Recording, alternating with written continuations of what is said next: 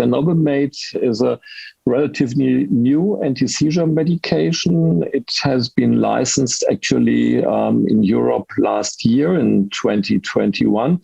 And it's licensed for uncontrolled focal epilepsy in adults who have failed at least 2 anti-epileptic drugs before. And of course, it has been tested in pivotal trials before the licensing of the drug. And one of those trials is the C017 trial, and it had an open label extension.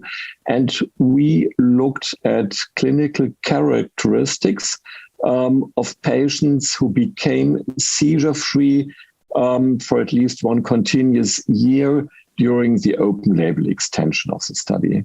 We looked at the typical characteristics, demographic characteristics, like age, gender, duration of epilepsy, previously failed anti-epileptic drug regimens, and we did not find any major difference between those patients who became seizure-free and those who did not. So between the patients who became seizure-free and the total patient population in this open-label extension study.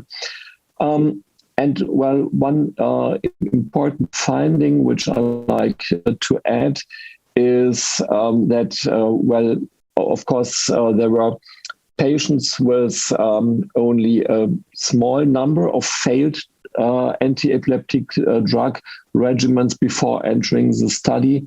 And there were also patients who had already failed on 5 or even more anti-seizure medications before entering the Cenobamate trial.